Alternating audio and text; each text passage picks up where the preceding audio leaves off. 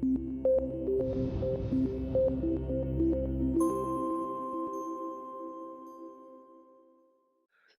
and welcome to Lipo Jakpa podcast. My name is Saheed Adepoju. This episode that I have recorded is in partnership with myself, my Process LLC MVP studio. And the aim of the studio is to build out applications for non-technical founders.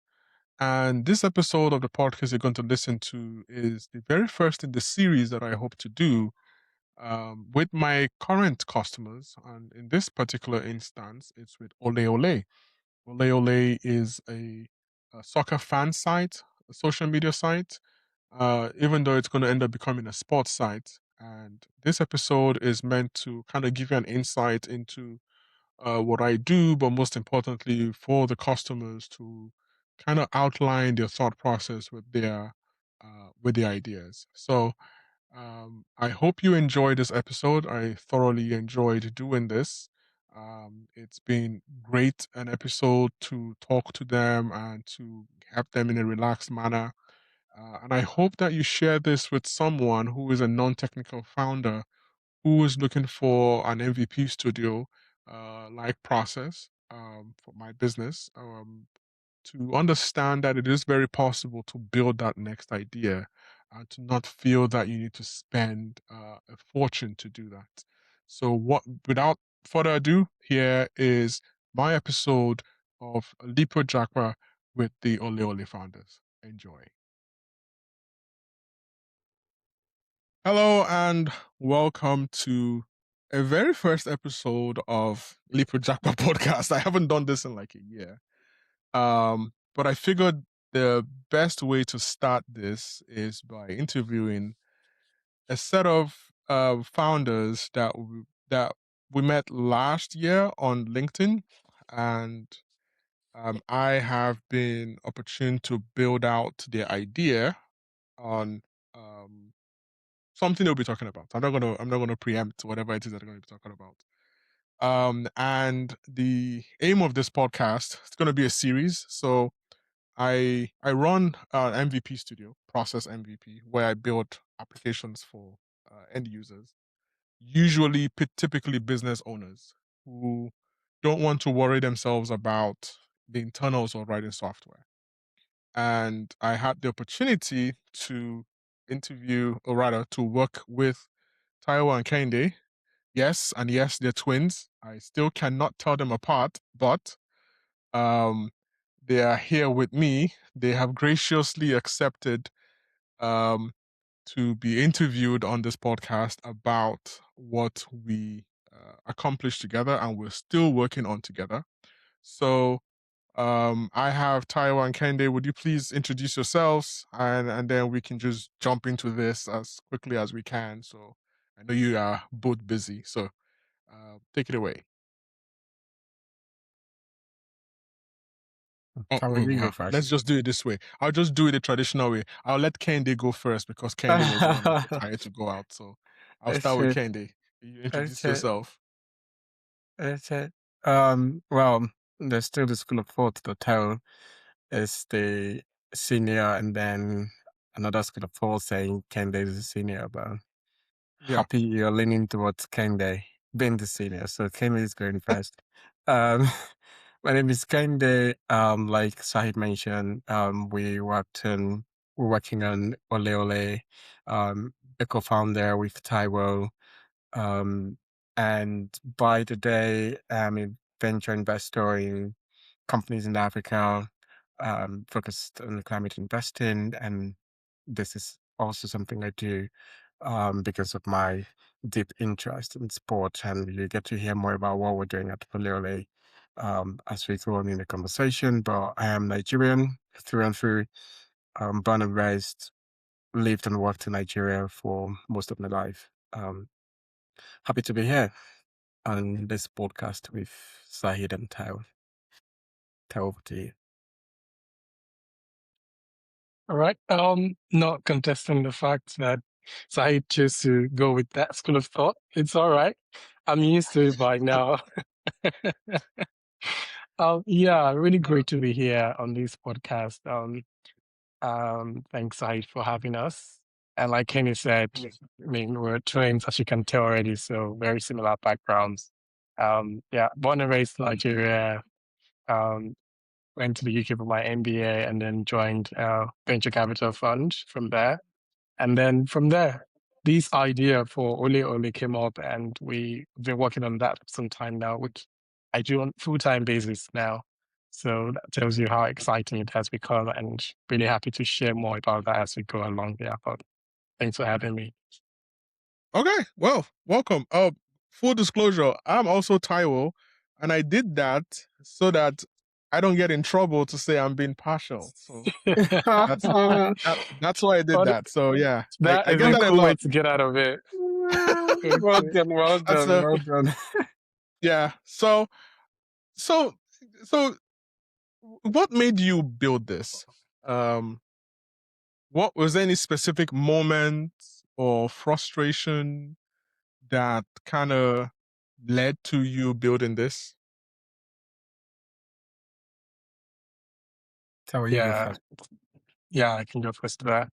Yeah, this idea first came to us very early last year, although we were working on something else entirely at the time. And Okay. then we were setting up something, playing Fantasy Premier League.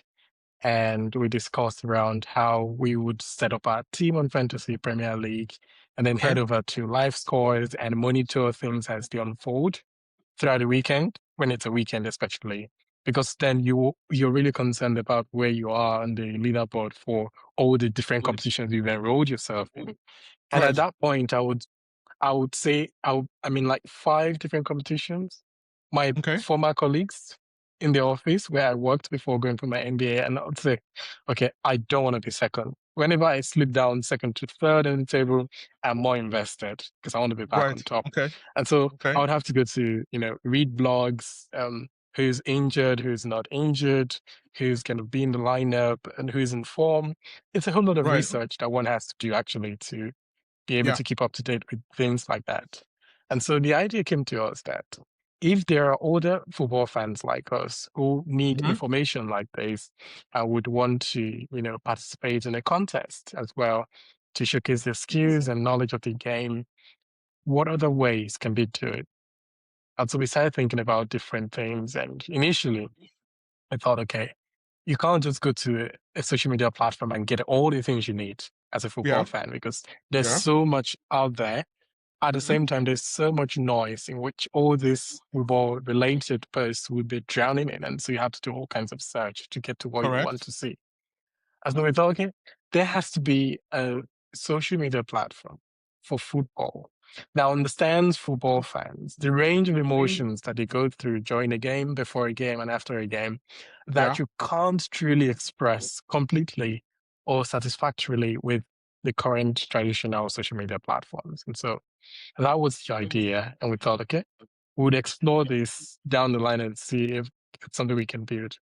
And then Okay. came late August, and we thought, okay, something happened again late in August. It Okay. was, a new season was coming up, and we were Right. trying to build our fantasy Premier League teams again. And we thought, okay, Right. there has to be something that we can lean on that can help us do this better. And that was why we started thinking about building Oleh. I'm going to stop Okay. there for now, so we can go to the full Was that the same story. thing for you, Candy? Absolutely. I think Taro completely covered it. What I would just emphasize again is we're users ourselves. So this is a problem Right. that we faced as very big football fans. Right. I have so many WhatsApp groups. My NBA classmates, we have our special sports group where we discuss football very regularly. Okay. We compete in Fantasy Premier League, like Tower mentions too, and all of this just so disaggregated. You have many WhatsApp groups where you do football discussions with your groups.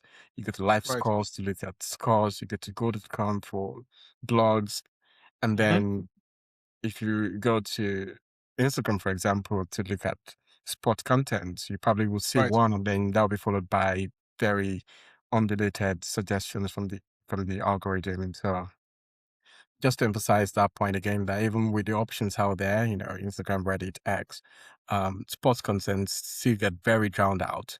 And I think it's a big enough sport with over 2 billion people um, Right. globally following the sport. It deserves a special place of its own without distraction. That's how I felt as a user, and that's how Okay. we got into this too. Okay. Can you increase your speaker volume a bit? Kind of a bit low so we can hear you even better. Feels, I mean, the audio. Okay. So, but you guys mentioned something interesting. Um, you mentioned that were there no other places that you could get this information? Twitter, Reddit, they all have all of this communities. And so you've mentioned specific experiences and matches, but what exactly was that final gotcha moment to say, um, this doesn't exist? Um, what would you say was that one thing that said we need to build this? Yeah, I can take this. Um, I think the moment was when we thought, okay, if you want to express, for instance, I'm going to use a very simple example that sort of brought this out for us, especially if you're not a Liverpool fan Yes. and, say you're a Man City fan and Liverpool Man City game is going on. It's intense. Right. It's one of the biggest games in the calendar. And Right. then Salah scores a goal. Hmm. As a Liverpool fan, you want to scream your head off and out of so much excitement and, celebrate that goal. As a Yes. Man City fan, you are so down in that moment. You Hmm. hate Salah, so to say. Um, Yes. I'm sorry to use the word hate, but you know how deeply the emotions of football run, right? And so Yes. in that moment, you have different kinds of reaction to that singular event. And if you go on a social media platform or you go on one of the forums where you have on Reddit and the rest, all you can Hmm. see people do is type in go or and then people Yeah. have used text to express themselves. Oh, I feel gutted right now. Oh, I feel really Ah. ecstatic right now. But you don't Right. have a place where you can do that on the traditional social media platforms, right? It's either you use Yes. the like button or the. I can be hearting a goal scored by Salah as a Man City fan, but there's no Right. other way I can do that, right? And so we thought maybe we need a new way for fans to actually express themselves accurately and not go from live score where you see the goal actually happen, or maybe you're streaming it somewhere and then go on another platform where you express yourself and then come back to that same place where you're watching or streaming. Um, we thought, oh, all of this could be in the same place for football Yeah. fans for convenience and so they can have everything Okay. they need in one place. Yeah, that was the thinking back then. Okay. Okay. I must say it must have been very ambitious to say the least. All right, let's jump into what this is actually. A lot of people have been hearing Ole Ole. So how would you explain Ole Ole to someone who's never heard about it? What exactly is it? Okay, let me go for this one. Um, for someone who hasn't heard it before, Yeah. I think I would start with the fact that it's a sport native app. Okay. Um, and then to put it very simply, it's a sports social media app where you can engage with sport content and Right. other sport fans strictly, Right. no distractions. And Okay.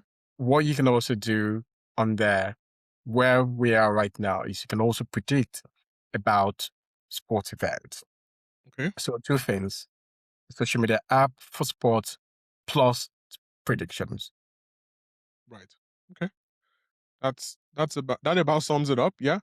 And you've got a prediction wager system that feels like Polymarket for football.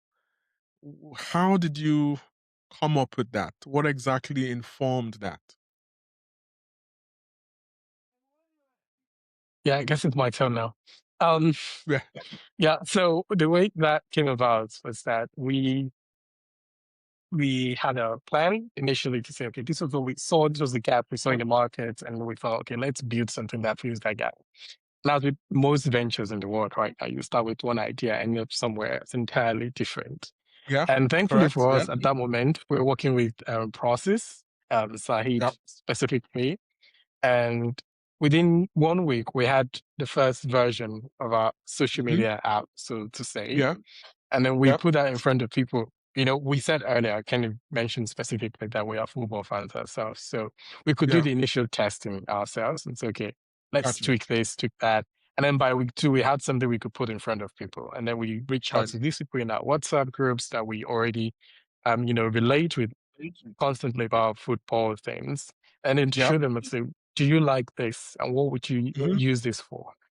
And then we realized that over 80% of the things that people used that initial iteration of the app for was to Yeah. predict publicly and say, oh, there's a game coming up. I think Oh, Arsenal that's is gonna true. win. I think City is gonna win this game. They were And they then were that putting just that in the community feeds. yeah, so people were just posting it as the prediction that this is what's gonna happen in this game. And then we felt like, oh no, we don't want to build a prediction too. Can we, instead the behavior and then teach people what Yeah. we actually want them to do with this app? And we actually tried that. So Right. guys, show them. And then we posted a couple of things and other people posted as well. But somehow by the end of the next week, we still had 70% at the very least, still predictions. And we said, okay, this is a signal that we Oh, can't ignore at this point. right. And we looked at, all the data and we saw that people would come back and say, oh, I Yeah. was right about this game. I was right about that. Right. And people should Okay. follow them that they can actually Right. predict, say, Arsenal games correctly or a game that involves the Nigerian national team correctly. And we saw something there that was unique. It was free. They didn't Right. have to, stake their money. They didn't have to, Hmm. you know, do any other thing, just Yep. predict and then come back and then Hmm. validate and, show their social status as somebody who knows the game. And, the initial instincts when you see that is to say, oh, people really want to bet or they want to gamble. But we took this on a different level out of our curiosity. And this is how we approach everything we do to say, what else is this Right. data telling us beyond the surface? And then we saw that element where we see people predict publicly, come back Yeah. to see out their prediction and remind everyone that they were right. That Right. public sense in which people do that was the basis to say we can actually build a structure around this so that people can Social then layer. predict free, use our social media feed to actually tell people about the prediction. And then, Right. they can come back and show people what they've done. That was how we got into predictions as a part Right. of the social media feature we had. Okay. Okay. Okay. So, what would you say is one of the uh, the features you really like about the platform that has come out well? You know, that you believe is like a hit with the users. The one feature that you really like. Uh, that's a very, very good question. Yeah. Um, I think everyone listening to this would be expecting that to be the predictions. Um, Hmm. but for me personally, before the predictions became a thing, it was live threads. Um, because Okay. remember what we said at the beginning that when the game is going on, Yeah. it's almost as though there is no place where you could go, despite the myriads of options we have in terms of social media engagement to engage with others who are actually watching that game at the same time Right. as you and Yeah. express your emotions, what you're feeling, your excitement, Yeah. otherwise, with people who are actually watching live around the world Yes. with you. That was something we tested out early in our journey. Yeah. And the way people reacted to that was exactly the way we thought, because, of course, like I mentioned earlier, we're users ourselves. It's something we felt very strongly about that it was missing. And we were not alone. That's what we found out. A lot of people Okay. turned up to those live threads, Live threads. talk Yeah. about Lot. matches that were ongoing and you see live threads going over 3,500 messages Messages, for a yeah, game that's just going on for 90 minutes because people just yeah, want to express themselves. That was something we felt um, strongly about as users before we built, and it was right. good to find out that many other people felt that same way too. Okay. Um, so what is following up on that? What is one feature that you're most excited about that users have not yet seen? Hmm. I don't know what That we're cooking though. I'm that supposed to know this. that But that what is the what is what is the one thing that you really, really like this anticipate that they would? this is gonna give it away a lot, but let's give it away. Let's give it away. That's great. Let me just quickly take that to the Okay. AI function is what I'm very, Okay. very excited about, and we haven't tested our users. So Yes. recently, of course, with Sahid's help, who's now on board with us, we've built an AI layer to the platform, where Right. people can then ask the AI function anything about sports, which is where we're starting with. And I have used that, I have tested it, and it is mind blowing. I Right. have often used Google for this, but it just feels very different being able to do it with a platform that is supposed to be for sports, where Yes. you can ask it anything and you get an Yes. answer. I think that is incredible. I'm very, Yeah. very excited about it. I think many sports fans too will be very excited to use that feature. Yeah, they haven't been using it. I usually check the logs. Oh, So I just see that most of the searches that have been performed are searches from me. Another good thing is the searches that are performed from the phones are not public, so the admins can't see that actually. hmm, So you only that stays on your phone, but the results they can see. I've not been able to check, but I see the users. So some users have started to see it and start asking questions. So yeah. let's move on to Can I add the something to yes, please, Yeah, I was please Kenny's going to feel free ask to that. answers before interrupt. we move Mattel, on? go for it. All Yes, right. So the live thread feature that Kendi mentioned, I remember when yeah, we ran a couple of experiments about that, it was really yeah, intense. And there was a game that went into extra time and penalties in the yes, AFCON. That was yes, the height of it for me and was mind blowing. And I think I need to mention something as well. yeah, We are these kind of move fast, break things kind of founders. yes, yeah, And we were lucky enough to find Process and find Saeed to come on that journey along with us. We did something during that period, which was mm-hmm. to, add features live when the live Yeah. match thread was going on. That's something Wait on. people wouldn't do naturally. So, oh, don't No, break anything. You're just going to don't break disrupt this anything. Yeah, excitement for people. But yeah, Saeed was like, yeah, Monel, I can do it right away. And then we added yeah, features right there and things broke. And then yes. Saeed We saved had to the fix session it. right there too. And we're like, okay, that made it even more exciting for us in the end. And we Yeah, said, oh, this is really good.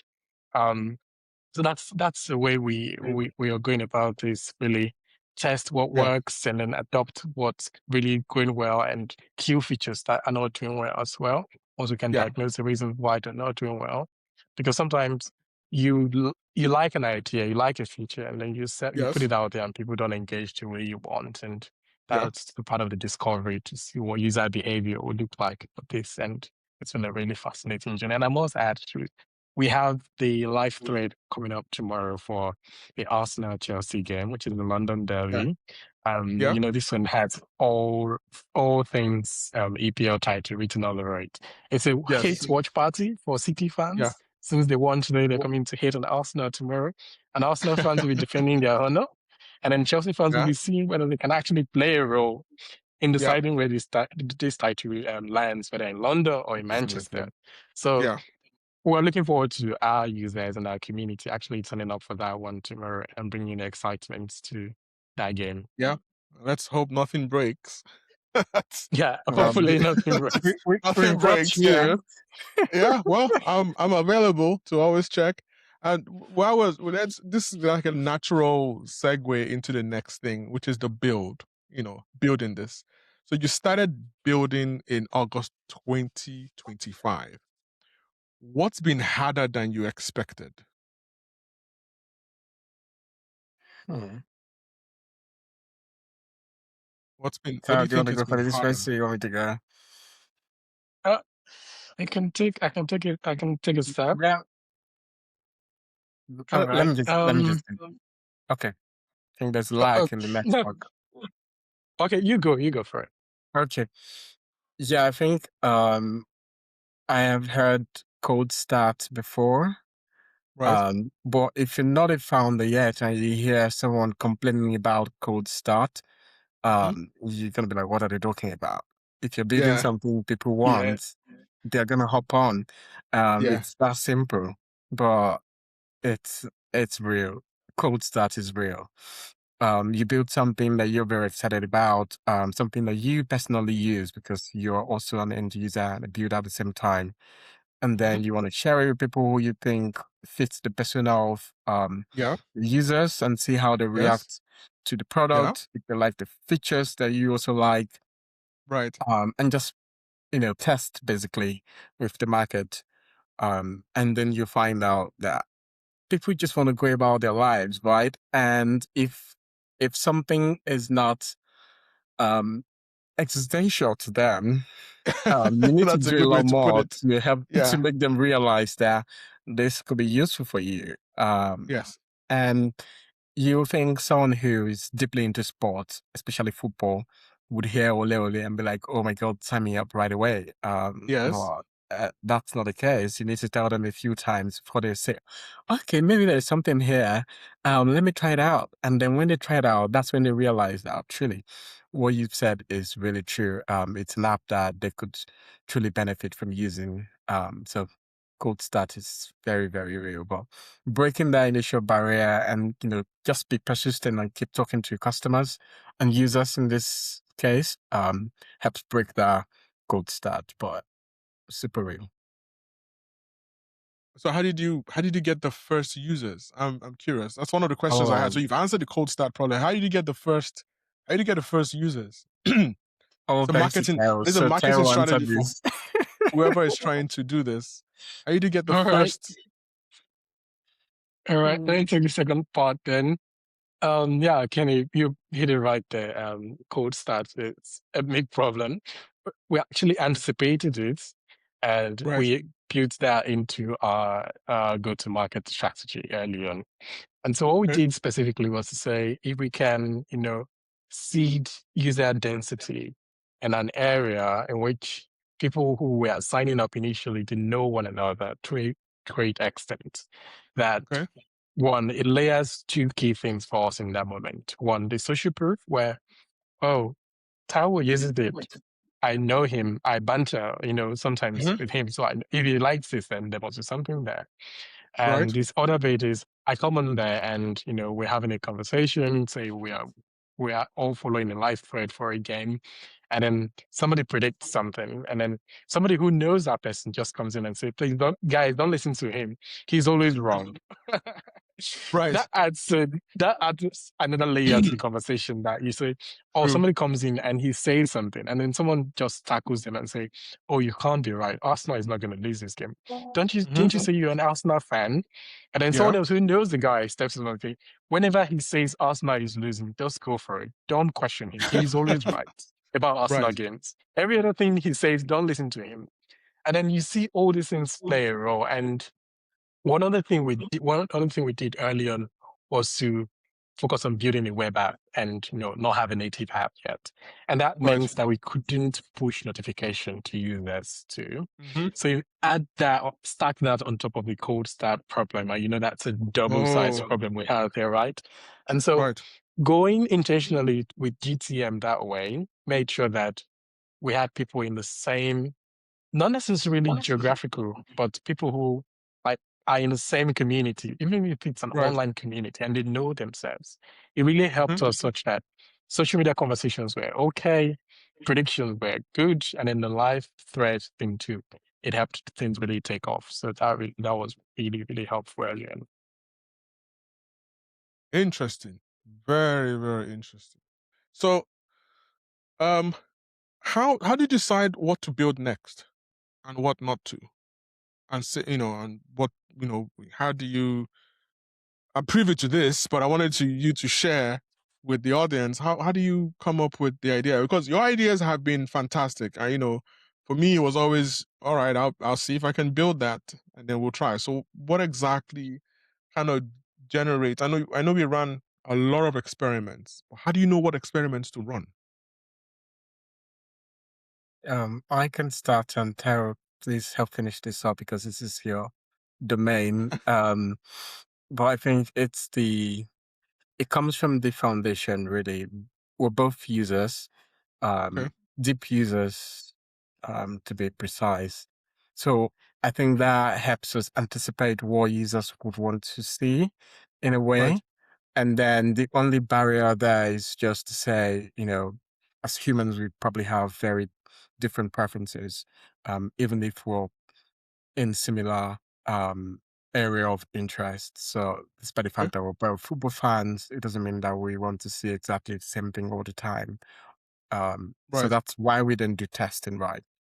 But Okay. initially, the ideas of what to test comes naturally from being users ourselves. And Okay.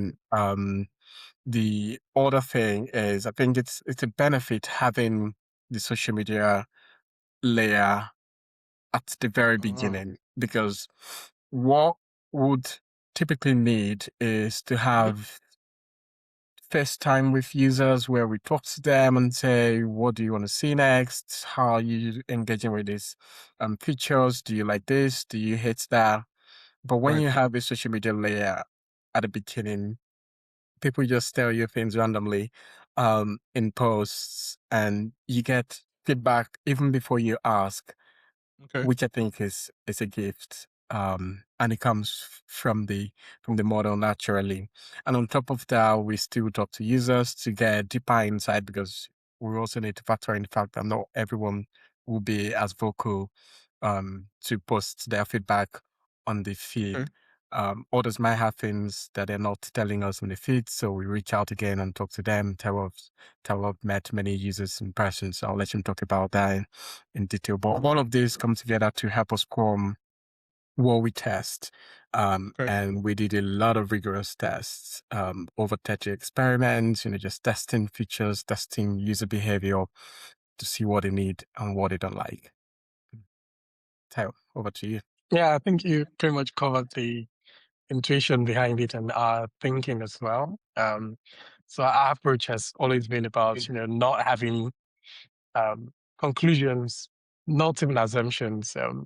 But we do have ideas that we think, oh, people are going to like this. But then we then develop a hypothesis and say, what needs to be true for this behavior to be sticky? Or what needs to be true for this to be a popular behavior among our users?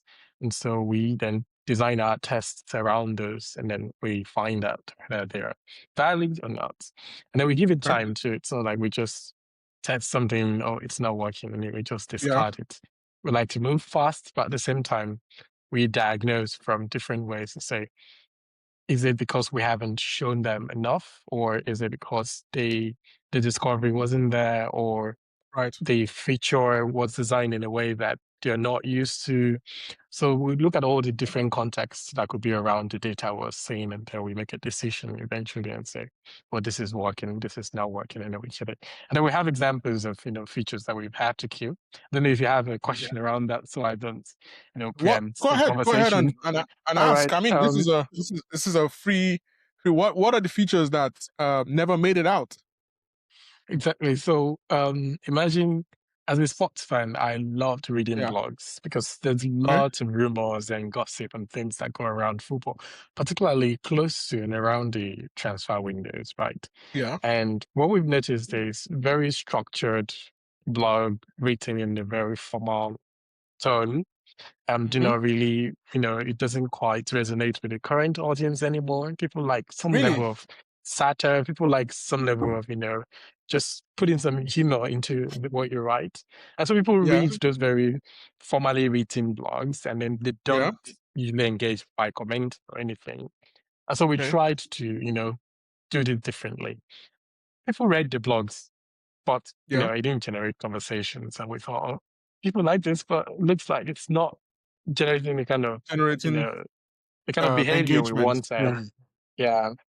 And so what replaced that, Yeah. what gave us the go ahead actually to actually retire that feature is that we Right. noticed that people who became our content creator, our early users who really loved the platform and were Right. updating us and other users on a daily basis, they did that Yeah. in like small bits and chunks of information because once something Oh. happens, they just drop 2 lines about it and a picture. Right. It works perfectly. It works better than you could have written a 300 or 150 word blog More where you effective. kind of analyze everything. Let the analysis happen in the comments. Just drop the Right. headline. And we kind of understood that. And then we retired it. I hated Right. retiring it because we wrote a few blogs and it was fun writing those blogs. Right. And then the other bits we also dropped the fan page thing. I Um, noticed that the where fan page, yeah, yeah, a that lot was of a really them good one. created People fan page. Yeah, we had interest early on. Like people wanted to Yes. create the fan page for their clubs and, Yeah. bring other people to, follow.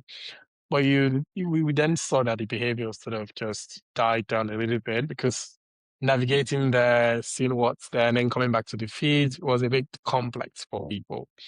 And that's Right. not out of, say, they don't want to follow their football team. They want to do that. But when you put it behind a page for them, it's no Yeah. longer, it can be on the homepage because we're going to They're have not like seeing it. 32 to 60 teams, right? And so if they Yeah. have to navigate to their team, then that feature is not for them. And those are some of the lessons that we've learned along the way. But yeah. Okay. Okay. So moving on, let's move on to the build partnership. You didn't build this yourselves. You partnered with Process, which is myself, to bring this to life. How did that decision happen? And secondly, why outsource the build versus hiring an engineer? I You see me smiling at that question already, because I still remember how it all happened, and it's really, really interesting how it all came together. Um, I think the first thing to mention is hiring was not an option because we didn't have a business Right. yet, and we're going into experimenting to see if this was even worth pursuing or not. And then the other thing to put out there is I couldn't code to save my life. Um, I would not even know where to start from. Right. And the thing is not having the expertise to build something that you really want to use Mm. personally yourself and want to share with other people who you think might have similar interests to you. Um, it becomes really difficult if you don't have the skills to execute it yourself. It's almost Yeah. like a point where most people would say, you know what, maybe this is not worth doing. But because of the kind of people we are, we thought there has to be a way, right? If we can't build this ourselves and we can't hire someone to do it now because we don't know if this is going to work or not, how best do we proceed? Right. We actually did try, well, out of being very honest and being open here, we actually did try to get someone on board to Okay. work on this full time, someone who's got the technical skills. They loved the idea, but they were quite busy with so many projects. And we Right. thought, okay, maybe not even finding someone to commit to this full time and build it out of equity is not the best way to go yet. Right. Um, let's see if we can get a venture studio to work on this and see how it goes before we Right. then try to convince someone to dedicate their time and life to something like this, because it might just be um, something we're very passionate about, but might not be something venture scale sort of. Right. So those were the considerations initially. And one day I was just scrolling through LinkedIn and Yeah. saw your post. Yeah. Um, and that was really, really timely because we just had that conversation with someone that didn't work out. Okay. I'm not their fault. They were really quite busy. Um, and we saw your post. And I thought, Right. this is exactly what we've been looking for. Okay. Let's reach out. Um, so we reached out I had a call, Yeah.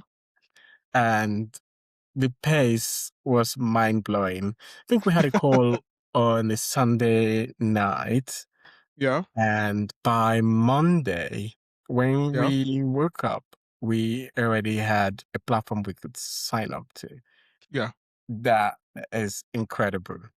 Yeah. I That. think from our perspective, maybe that was easy for you because you're quite an expert of what you do. But from someone like me, it's it just gives you this extra excitement about what you're trying to do. Right. Um, no latent period at all. You're still excited about the idea. You just shared it with someone who you think can build it, and the Yeah. next day they already have something to show you. It's a big boost. It's a big boost. I don't know how better to put it into words, but it's really big boost. Mhm. What about you, Tyrell? Oh, I wasn't part of the call, right? I was on a Yeah. work You Right. trip, were. Yeah. You're on a and walk trip. Kenny called me and said, "Oh yeah, I found somebody who can build this screen for us very quickly." And I said, "Okay, when are you having a call?" And he said, "Oh, we've had a call because you had a work fail and you couldn't join it anyway." But he said maybe in a week we'd have something we can test. And then Yeah. he sent me a chat on Monday and said, "Oh, I think you need to sign up now. We have something you can sign up." And I'm like, "No, that is not possible." And I said, "Oh, wherever this guy is, we like this space. This is the place we want to work at. And, Yeah. this is the right person to work with." And that was just it. We just knew that we had found the person to help us build this. So what was the experience like handing over the vision to someone else and getting it built? Um, Yeah. you know, You had your because baby. you have your vision, you have what you have in your head. How well was that translated? Mm, Okay, this is your question. I'm gonna write. So we're still very new to all of this, I have to say, and doing that was not also easy, Right. because it's all in our heads. We know what we want to do, but translating that into actionable um, document, for example, or even just explaining it to someone who you Yeah. think should help you build it, or like we did on the call, the very first call, where I had to explain the idea, explain the vision, what we're trying to do. Um, it wasn't the first time. I have to Okay. confess. I think the first time we explained it to someone was the other guy I told you didn't work out. But when we were done with our first call, we're like, where did this passion come from? Because the way we explained it, the Yeah. guy was just so lamenting. Oh my God, I want to build this, but I don't have time. Oh my God. But what I can do is I can help you put up a prototype today that you can share with the next person. So the next person can Okay. easily get the idea, even if they're not sports fans. And because that's another big thing you have to consider. If the person building is not a sports person, then it becomes a little more difficult to explain Oh, I'm not a sports the fan. idea and the vision, right? But I think all of that just went away because I think we're very, very passionate about this. It comes Right. through when we try to explain it, um, and it just worked out when we explained it to you. Yeah. Mhm. Okay. So for founders listening who have an idea but can't code, what advice would you give them about working with a build partner like Process? Tara? Yeah, I'll take a stab at that.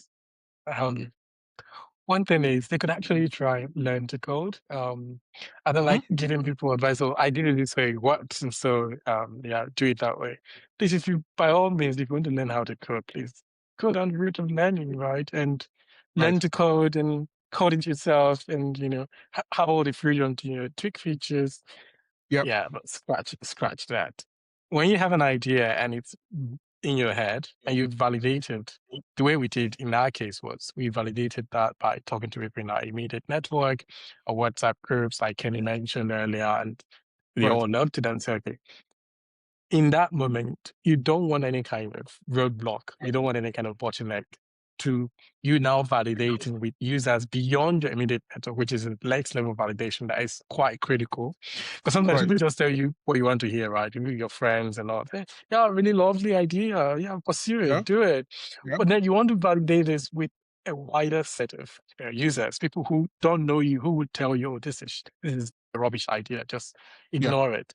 And so Yep. if you're Yep. going to learn coding, and that's going to take you maybe you're just a good learner, it's going to take you a month or two, and then Yeah. you learn that skill stays with you forever.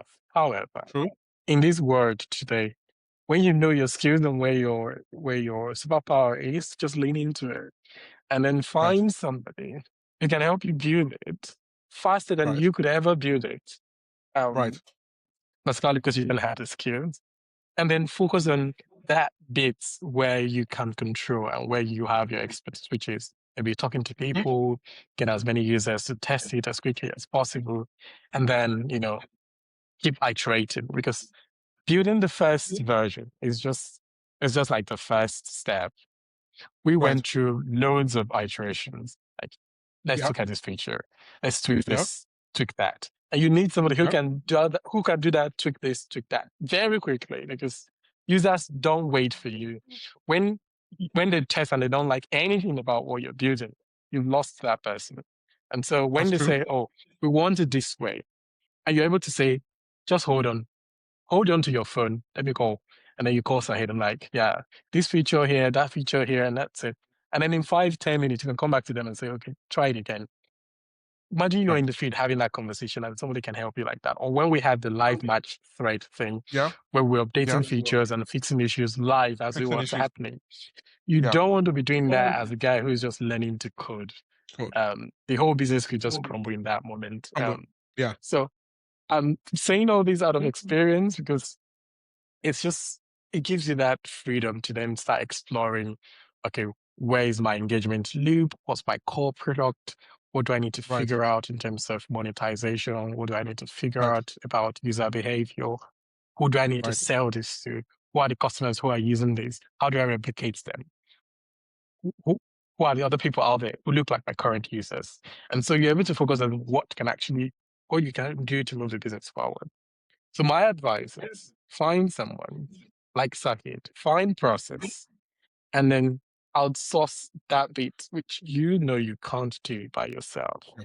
And they Yeah. get it done for you very quickly. And then you can focus on what really matters from your end based on your skills. Right.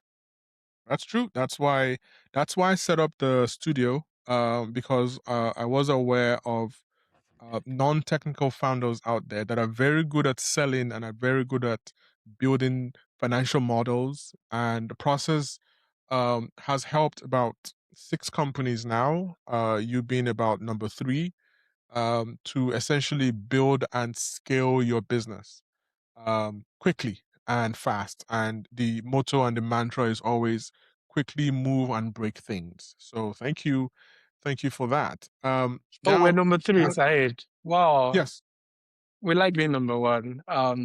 We can't be No, I mean number the 3. third. I mean number the I was third. just kidding. The, okay, I meant the third customer, not in terms of priority. The third customer that I had at a very I, a very I, I understand. so so you went from an idea to a live app.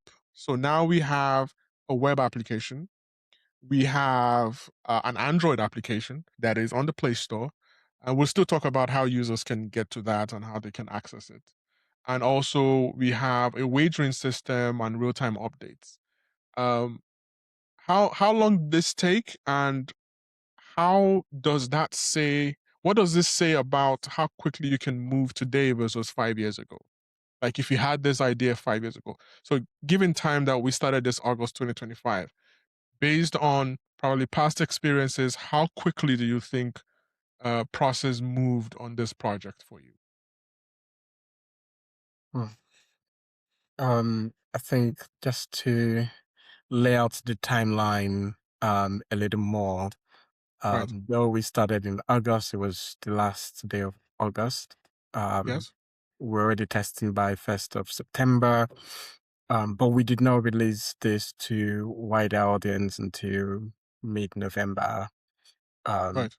and when we did release to a wider audience, it was still, a very controlled release. Um, Right. that was mid-November, right? And all of these additional features you just mentioned are things we recently added because of this insight we got from this Right. first set of users that we released it to in November. So, like the example Right. that I gave earlier, where many of these users we got in November preferred to just predict by posting on the social feed to say Nigeria is going to beat Uganda 4-0. Yes. That's the way they want to use the platform because that's what Yes. matters to them. And, listening to the signals over time and then deciding on how to package the offering to the users in a way that we think they want to see. Um, all of that happened in less than 3 months Right.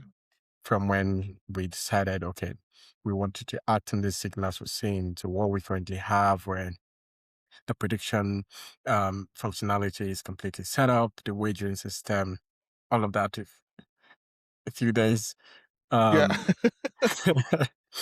and see the signal, dream it, talk about it, and then the next day it's up and we can start testing. I think that's the cadence we're working with. But really, really quick, um, just for people out there, like Carol mentioned earlier, the part that you're outsourcing what you're doing to a venture studio to help you build doesn't necessarily put you at a huge disadvantage because that's the norm. People think if you're not building in-house, then you are at a disadvantage. But with this sort of speed, um, there is no disadvantage really because talk about the feature today, you get it tomorrow. That's Yeah. the case. Right. So just to talk about the platform a bit, what's the number of users that you currently have?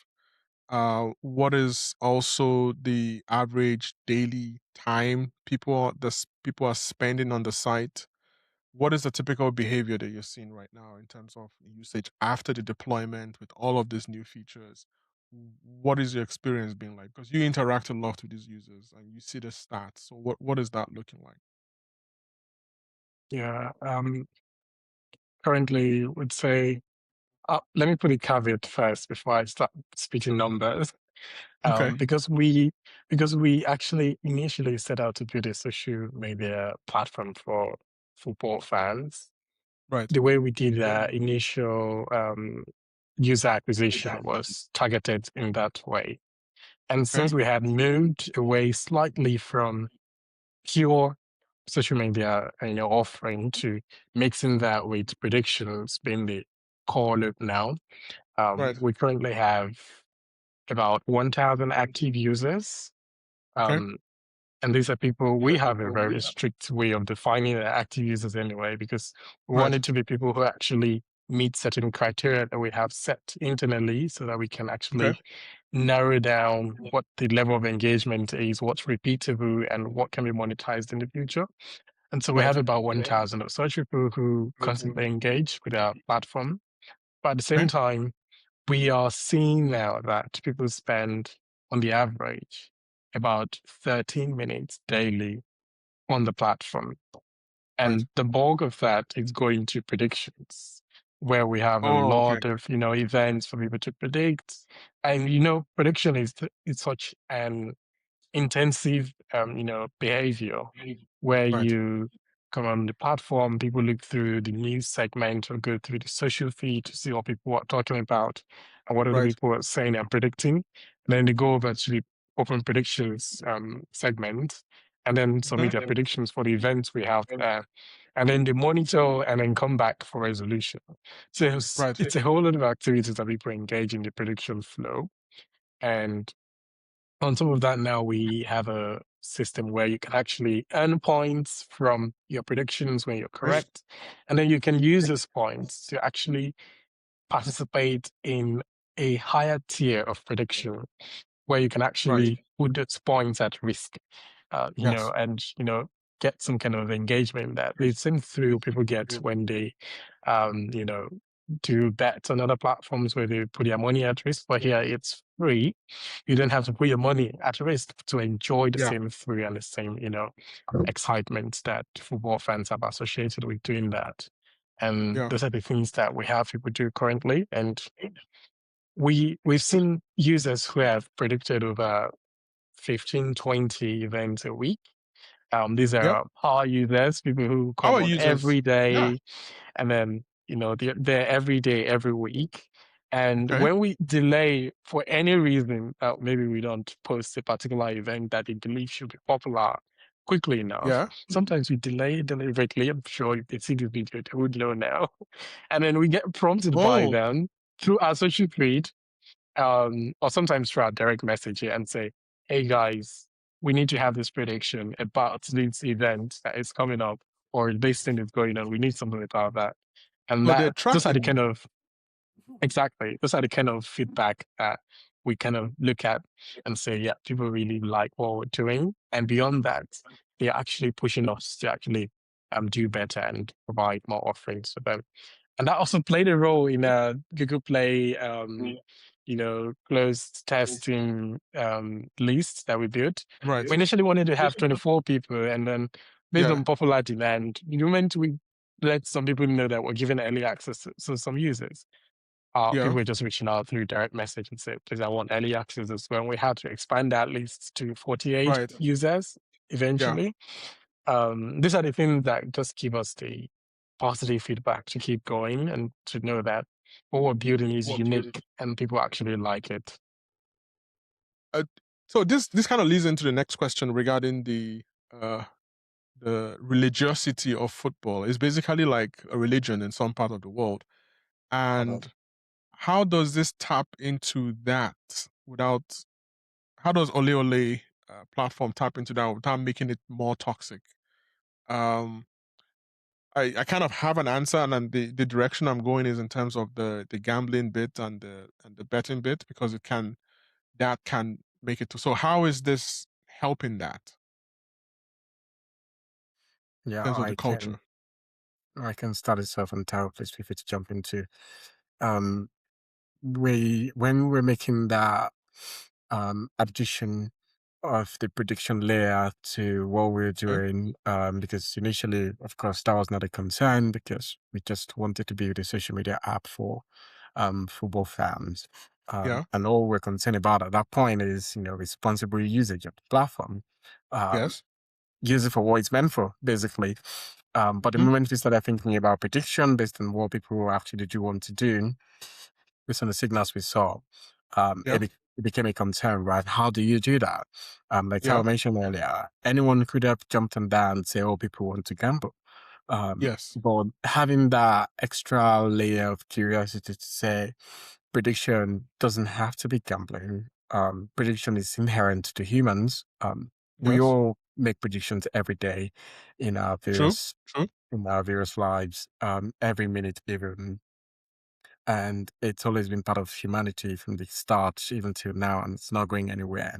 But of course, the most structured um, offering or avenue for that really right now is gambling, and that's why the prediction is almost equal to gambling in many people's mind. But we had a different view of that to say, it doesn't have to be gambling. And thankfully, there are examples out there that we could draw from. So Super Six, for example, um, Fantasy Premier League. It's a Yeah. prediction. He predicts who's going to do well over the weekend. And no one is giving you a reward for that. You're not putting in your money well in some cases. That's very true. Yeah. Some leagues will require you to, put in some money for entry. And that's peer to peer. That's fine.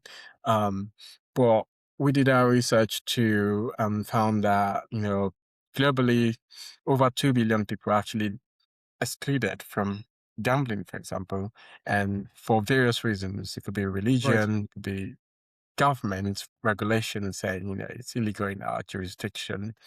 And Mhm. in this jurisdiction, people still predict daily that Yeah. maybe not in a very structured and formal way. So what we set out to do was a social platform where people can engage with sports and can predict without harm.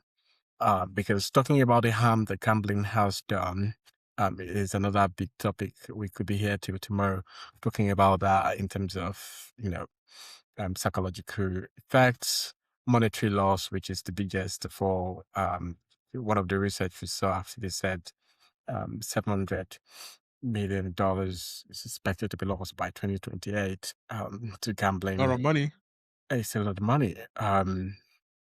So those are the things we considered and thought what we were setting out to do is something that would be, social, and with all the benefits that comes with. But do no harm is a very big part of what we're trying to do. Right. Okay. Tayo, you have any addition or that's just spot on? Yeah, that's spot on. That's exactly what we're Okay. doing. Okay. So my next question regarding African football fans. They are massive, but they're often overlooked by tech companies. Is that part of your reasoning? That part of your thesis? Do you think that's true? So, Yeah, that's a really good question.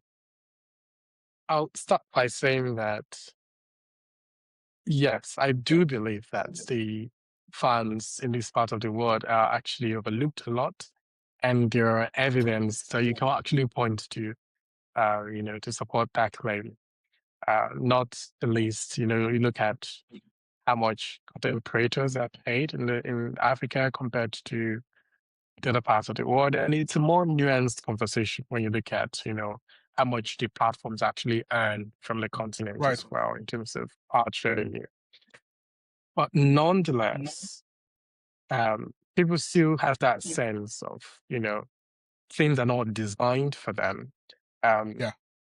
and beyond compensation. People still go on traditional platforms and feel like, yeah, this was designed for people in certain parts of the world, and we are not considered essentially. Right. And that would be a mistake on the part of many of the big tech that we have out there, because Right. the world's population will shift in the coming years.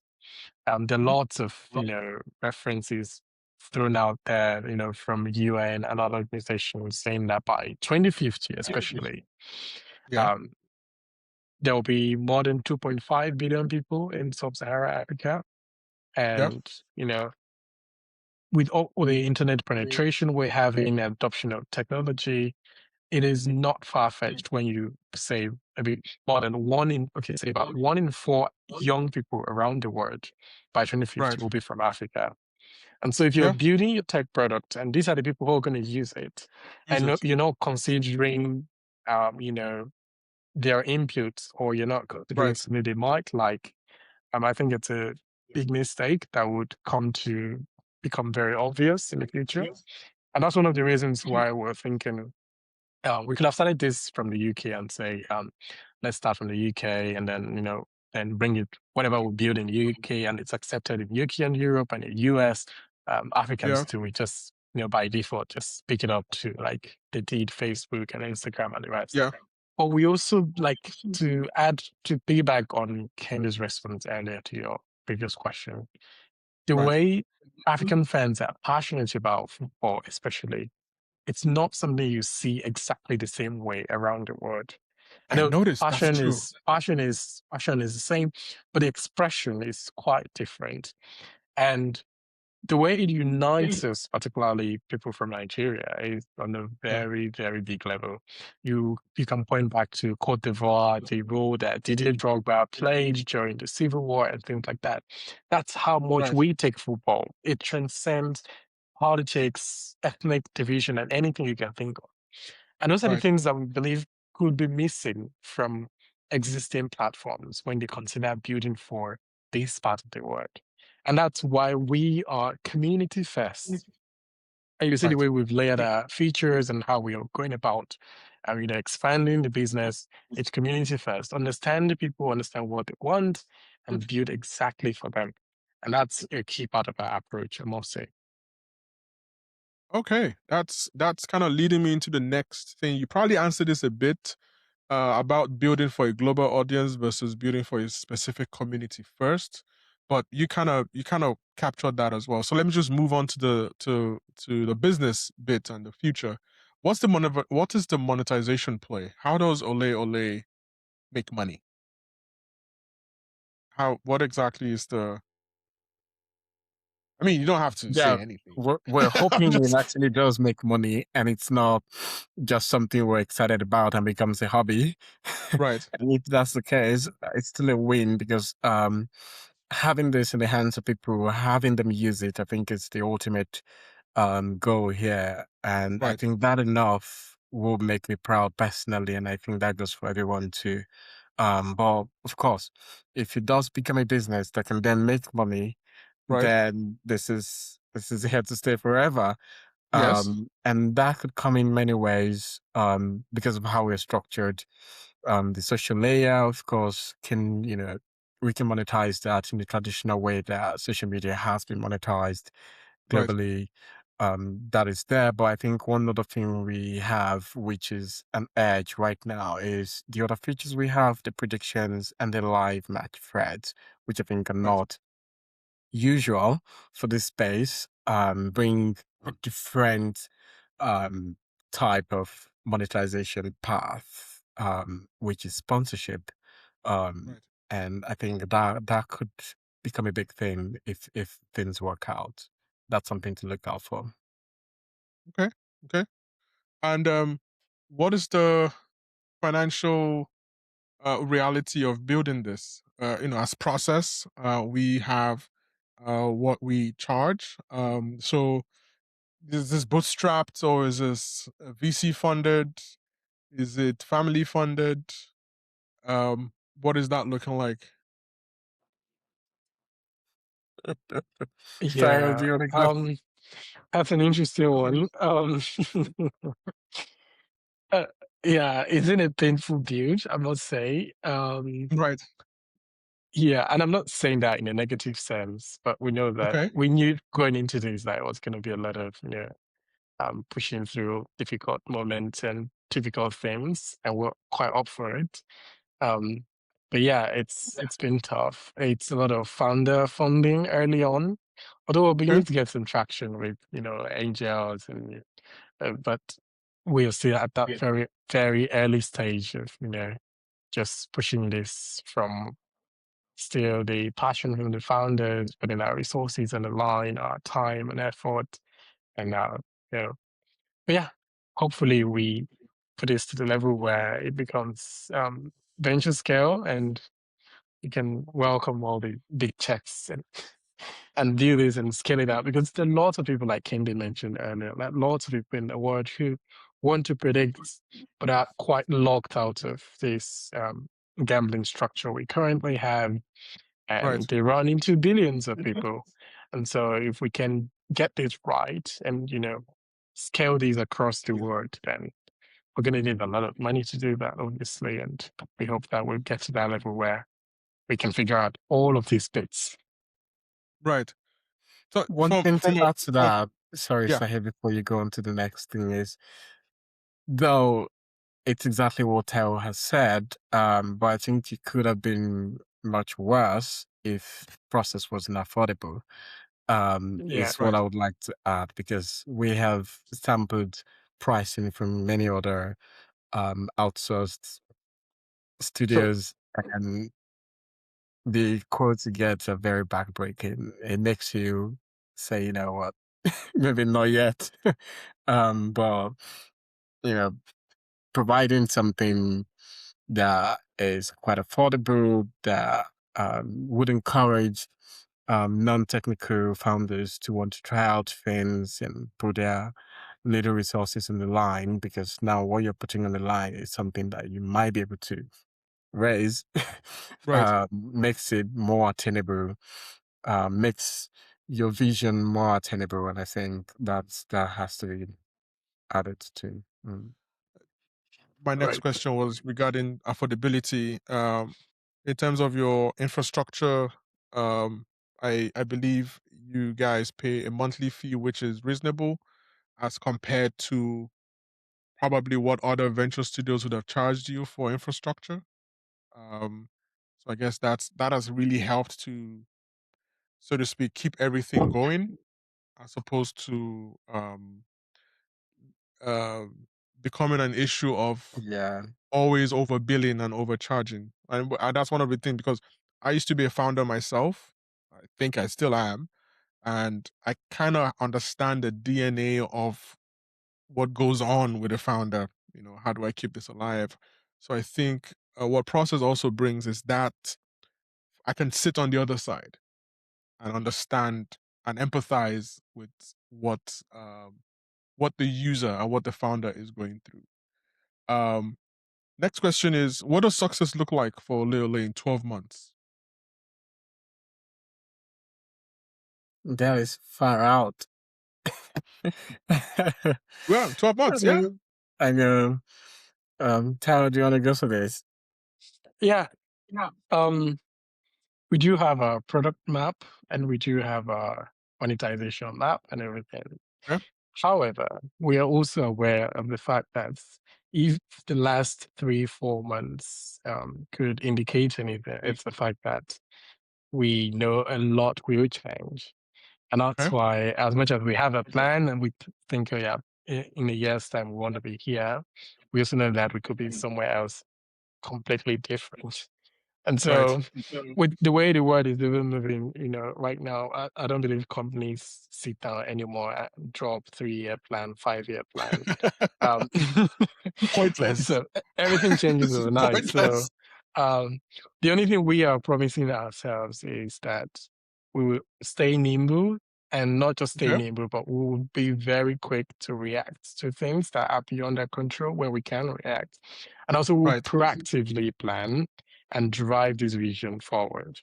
And so, Right. given like all the tools that are available to us, we will use everything available to us to do this. And we're glad to have process along with us in this journey, such that we need to pivot to a Yeah. different way of doing this. We know that that's not a problem.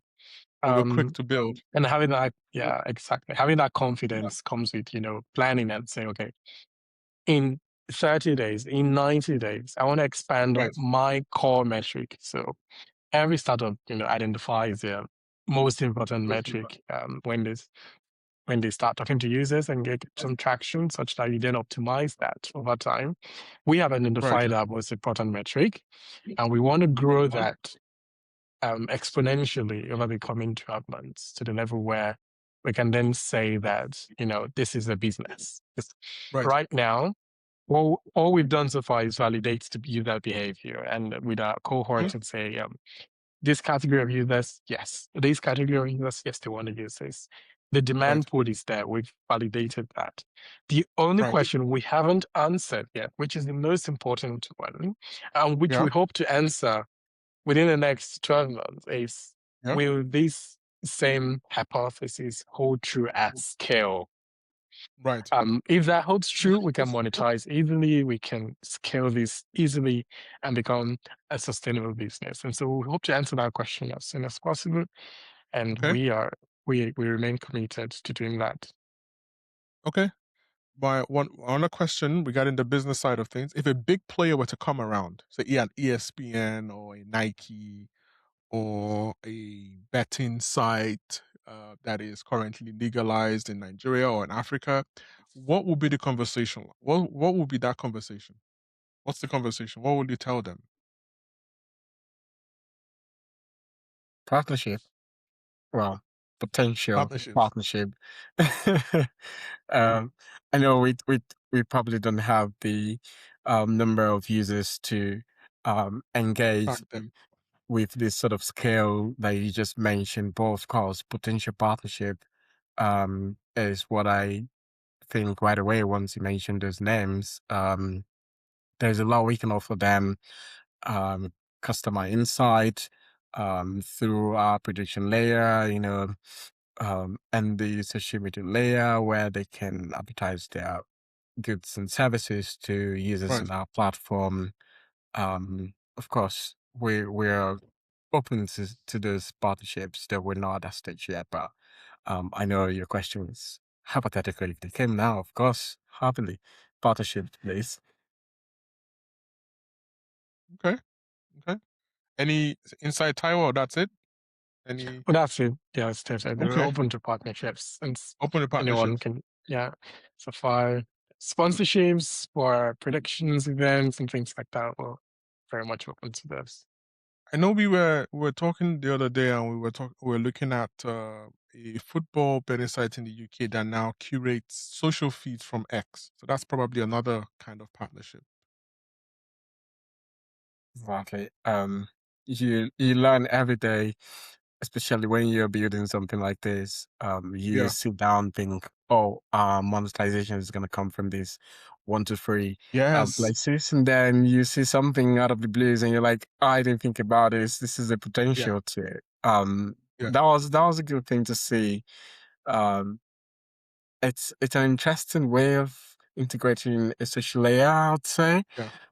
Still wrapping my head around that, but the positive there is that partnership there. Um, Yeah.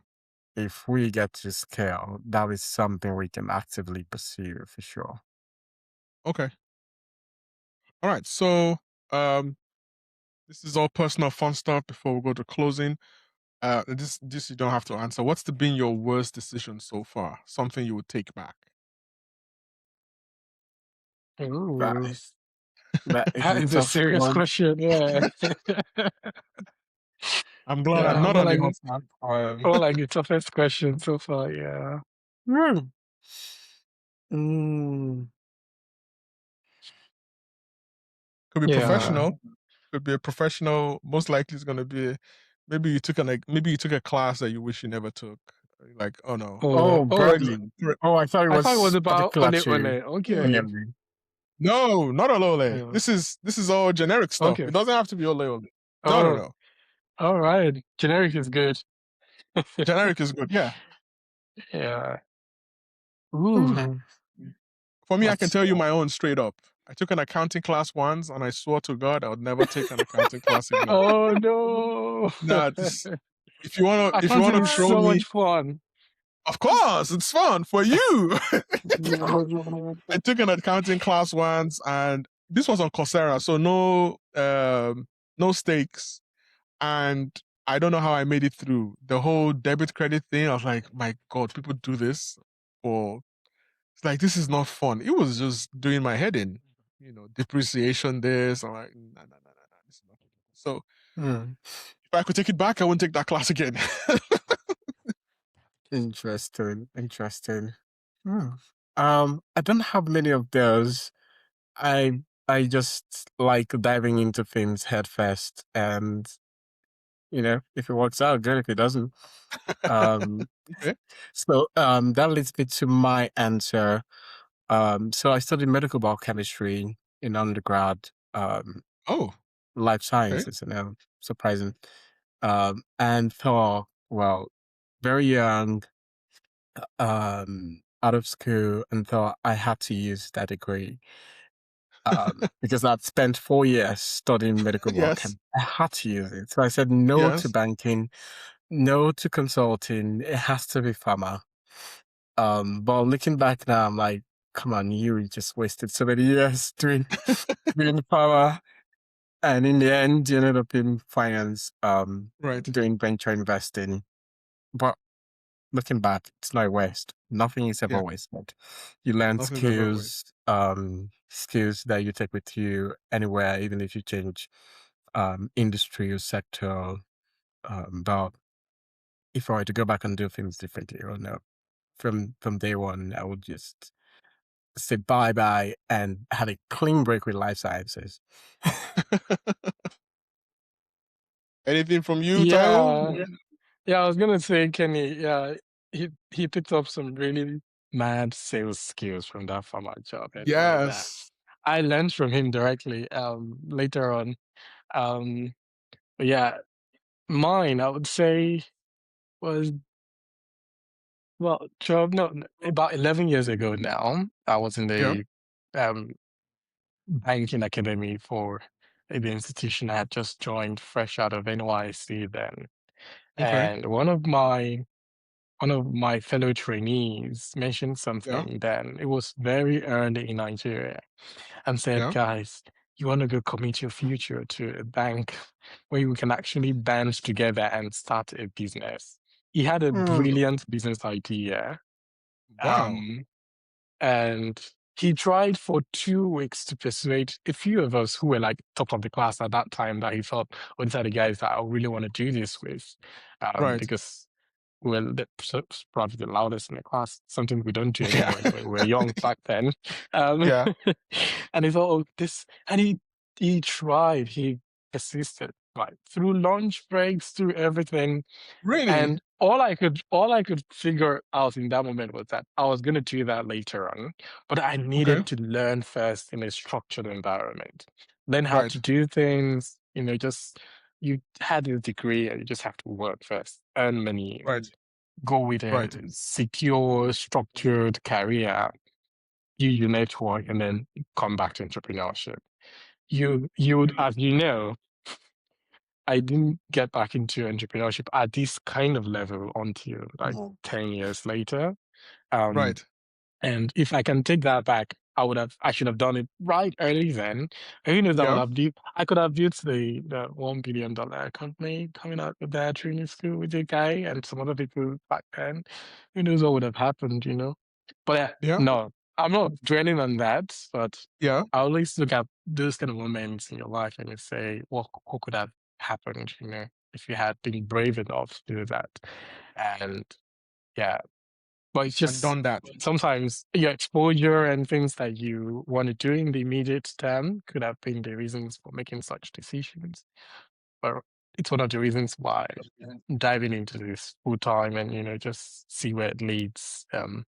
Because the entrepreneurial skills and spirit, we've always had these things. Kenny and I started business while we were teenagers, Right. small one and things like that. So the spirit to do this had always been there. And if I could go back and do it as early as 2014, As possible. I would definitely take it. Okay.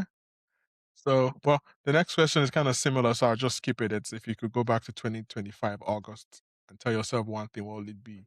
It would be to have started this much earlier, I guess. That's the general consensus. Um, so next question is football questions. What's the best football Oh, match you have ever watched live? By live, you mean in the stadium?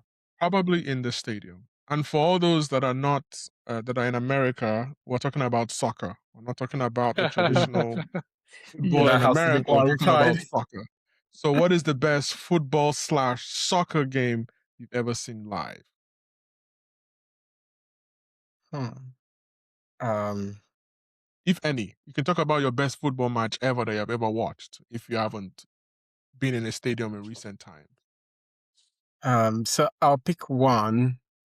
It wasn't live in the stadium, but of course I saw it live on TV. right? It was Champions League knockout round, Barcelona versus PSG. The first leg at Paris ended 4-0 in favor of PSG, Right. and everyone thought, of course, Barcelona was done. And this was a Barcelona back then that had Messi, Neymar, Suarez, the Right. deadliest front three ever. And they got really humiliated 4-0 first leg. Oof. And then second leg was to happen at Camp Nou. Um, we all gathered.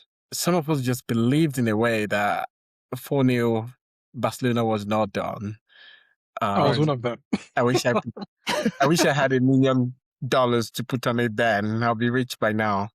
Right. Um, and the game started really slowly. Right. Barcelona was not getting goals, and people thought, of course, this was done. Yeah. But late in the first half, before the first half was done, somehow we got to squeeze in 2 goals. But that set up a very frantic second half. Second It half. was Yeah. electric before we knew it. And what even made it tougher was PSG got a goal early in the second half Right. and cancelled one of Barcelona's goal from the first half. So people Wow. thought, of course, this was done now for good. Yeah. But that game ended 6-1 6-1. in favor of Barcelona, 6-5 on aggregate. And That's almost another like thing to football add miracle. was away goals had effect at that point. So if that game had ended 5-1, which would be Yeah. 5-5 on aggregate, PSG would have progressed because they scored away. Right. But it was the last kick of the game that got Barcelona this sixth goal. And just imagine how the whole place went crazy. It was mad. Wow. That must It's have still the been best really game electric. forever. It was I mad. can't imagine the drama in Nigeria at that point in time. Oh no. Like you could hear people screaming from all sort of centers in that vicinity in Lagos. Wow. It was mad. Okay. I That the think same game for you, back then Taiwo? too, like I enjoyed that feeling for at least a week after that game ended. I read everything Barcelona with pure joy for like a whole week. It was the Watch all popular the highlights for remontada. the next 3 months. Yeah, I watched the highlights Wow. every day for the next 1 or 2 weeks. So yeah, I Now I remember want to that go particular watch it one. because what year was this? Oh, That you would have have to be been specific now. 2016, but let me confirm. I'm gonna look for it. Don't worry. Or we can search the Ole app for that. It's We probably can there. ask our AI. Right, We're gonna ask the AI. It's gonna be probably there. definitely. Um. Yeah, I think So that's that's the same game I would have game for you. chosen as well. But since Kenny already told you about that, I think Yeah. maybe I'll pick a live game then. Um, Okay. so there was this game, Arsenal Man City at the Emirates, and Okay. I wanted to watch it because I was in London and I knew I was going to Right. be in London on that day, so I managed to find the tickets through one of Yeah. my classmates at the time. And guess Yeah. where the seat was? In the middle On of the Arsenal Arsenal side. fans. As a City fan. So I As a couldn't go City with my fan. scarf, I couldn't go with my Mm. jersey, nothing. I just went in my plain clothes and sat in the middle of Arsenal fans. That was one of my most interesting experience as a fan in a live You game. serious? It was so different. I So you sat couldn't among the Arsenal scream fans. goal when they scored. I couldn't say, oh, thankfully City did not score. I don't know if I would have been able to contain myself. I would have smiled at the very least. But what happened eventually was that Arsenal got to go late in the Yeah. game, and everywhere erupted around me.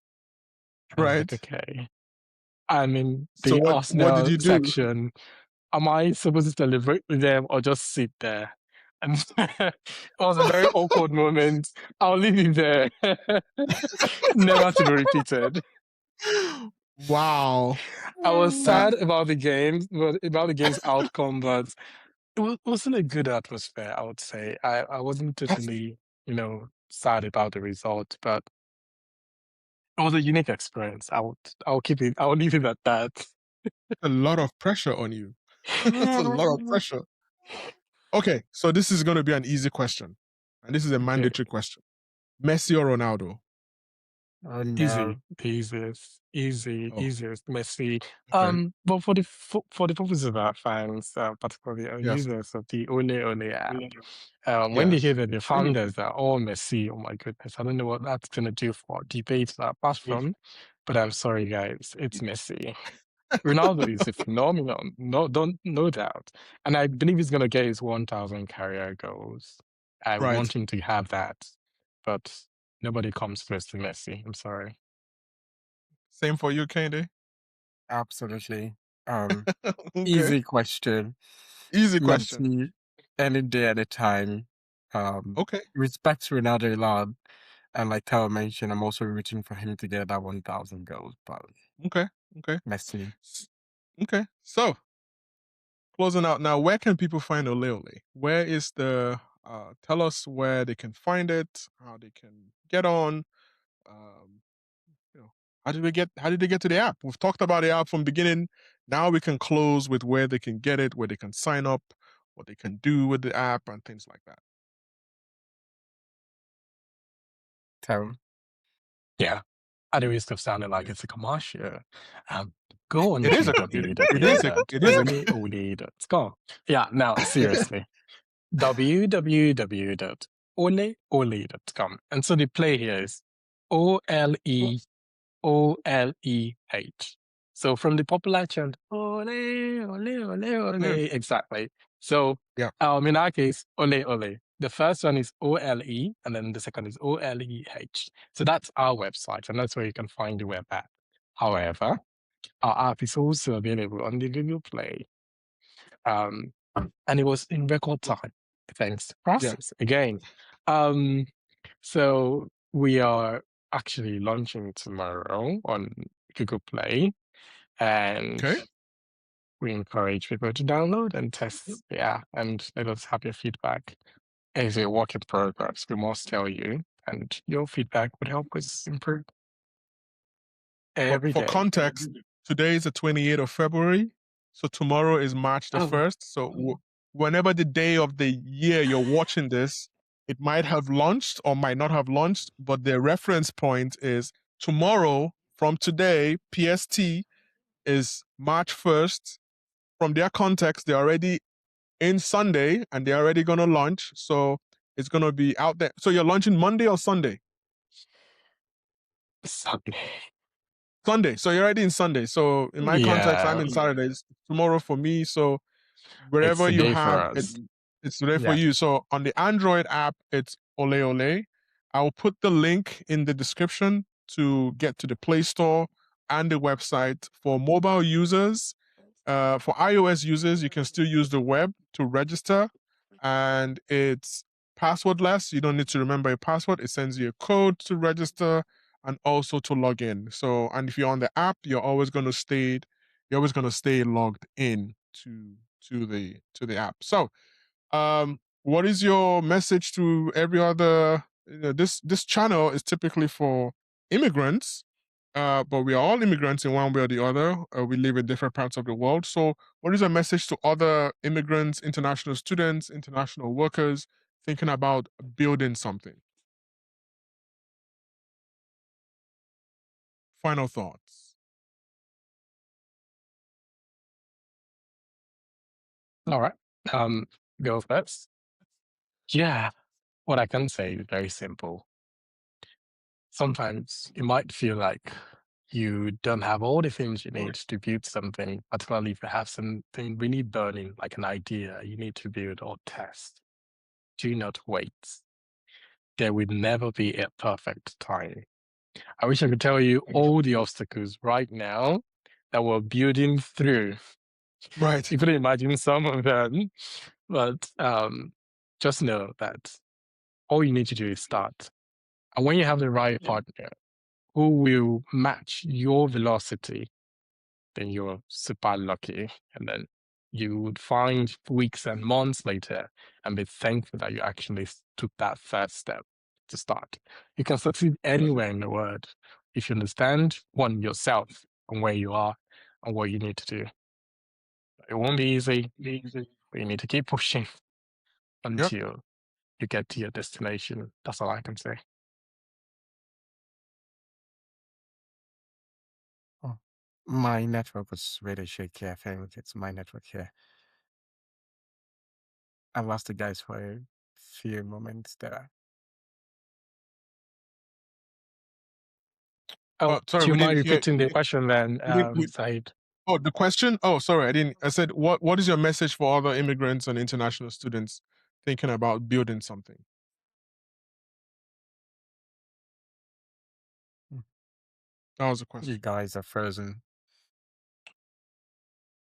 We're still Well, it here. must be your network connection then. Yeah, must be my network. But I well, it's heard we tower now, but it's gone no, again. it's fine. We're coming to we're at the end of this anyway. That was the last question. I want to thank you very much for taking out time to do this. This has been very refreshing. To speak to you as clients of Process and also as the host of this podcast. I hope that we can do more of this when um, as we grow as a business. I say we because I am fully vested into the Ole Ole dream and I'm really helping them to ensure that this comes to light. So I thank you very much for participating in this podcast. I'm hoping there'll be more. and I look forward to um, building even better features. So thank you very much. Thanks for having us. Thank you for having us.